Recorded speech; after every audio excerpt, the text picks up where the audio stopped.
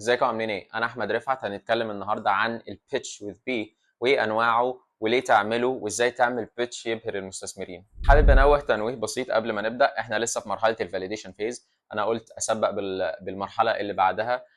والفيديو ان شاء الله بتاع الفاليديشن فيز هينزل الايام القادمه وان شاء الله خير. يعني ايه بيتش؟ To pitch something to someone هو انك تحاول تقنع حد بالفكره او بزنس ايديا، عشان احنا لسه في رياده الاعمال. فانك تحاول تبيتش someone انك تحاول تبيع له حاجه او تبيع له فكره او ايا كان. بس هي دي يعني كلمه بيتش بانواعها. بقى احنا ليه بنعمل البيتش؟ احنا بنعمل بيتش ببساطه عشان نجيب انفستمنت او استثمار من مستثمر، من بوتنشال انفستور مثلا. احنا شايفين ان هو ممكن يكون الشخص المناسب لينا، فاحنا بننظم او بنستراكشر كده بيتش مناسبه لينا. بنختار الكلمات بعناية، الجمل اللي احنا هنقولها، كل الكلام ده لازم تختاره بعناية عشان يساعد فعلا فكرتنا توصل للمستثمر وهكذا. فدي فايدة البيتش او ليه بنعملها. ايه هي انواع البيتش؟ البيتش ممكن تعمل بيتش لاي حاجة، لاي فكرة عندك، لاي مشروع، لاي بيزنس، لاي حاجة عندك حرفيا. بس انت كفاوندر او كانتربرنور لازم تركز على 3 بيتشز مهمين جدا، الا وهم: اول حاجة البيتش ديك، الاليفيتور بيتش، التيم او الفاوندر بيتش ذات نفسه. احنا النهارده في الفيديو ده هنتكلم عن الاليفيتور بيتش. ايه ليه اتسمت اليفيتور بيتش؟ اليفيتور يعني اسانسير او مصعد عادي جدا. فالفايده منها او الفكره منها ممكن تكون واصله لك او وصلت لك ان هي لازم تكون سريعه، لازم تكون كويك.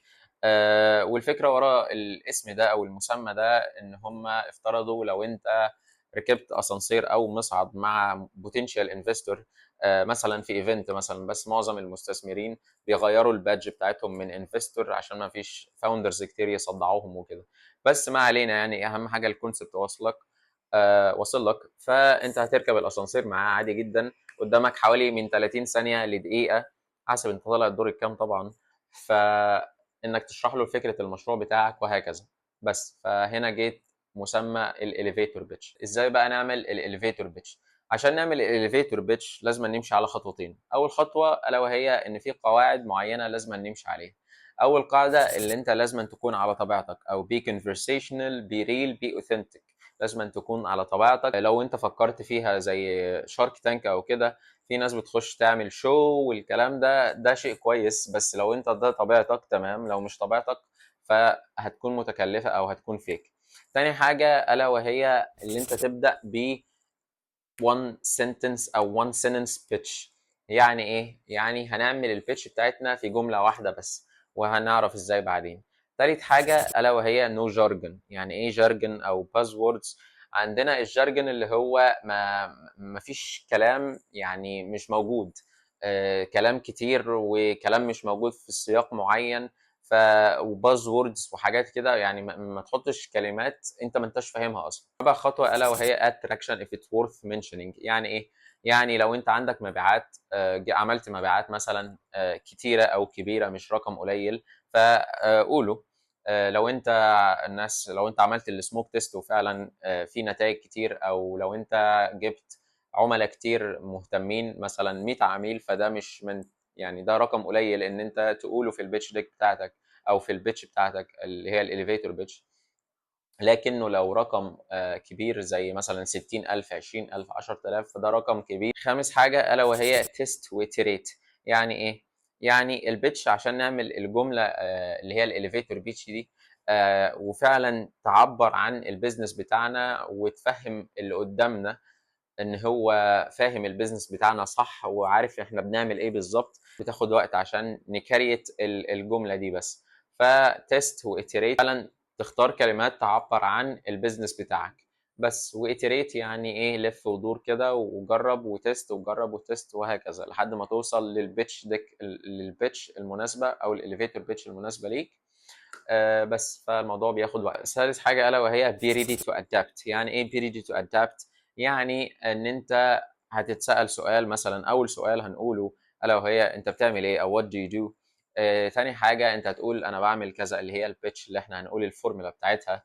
بعد كذا، بعد السؤال ده بقى لازم تكون فاهم كويس اللي انت هتتسأل اسئلة تانية، سواء عن الماركت سايز بتاعك، ايه التيبيكال كاستمر او التارجت كاستمر بتاعك، مواصفاته ايه، كل الكلام ده. فلازما برضو تكون مجهز حاجات تانية كتير بجنب البيتش بتاعتك برضو.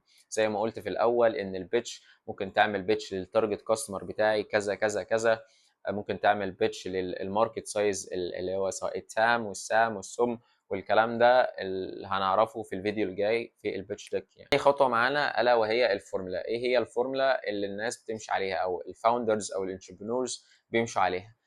الفورمولا هي we help X to achieve Y أو accomplish Y using Z.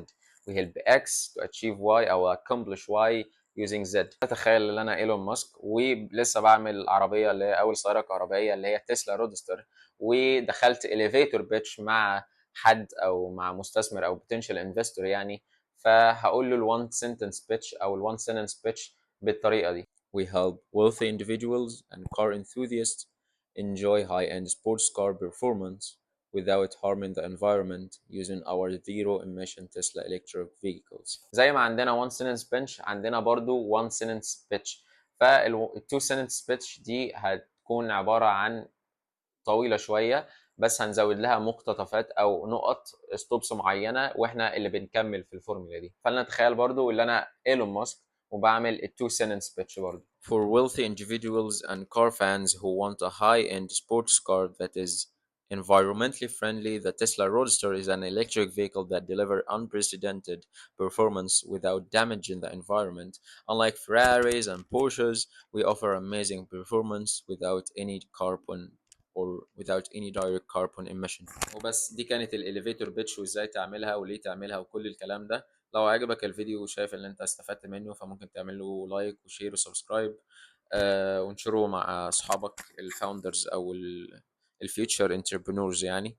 فبس بيس.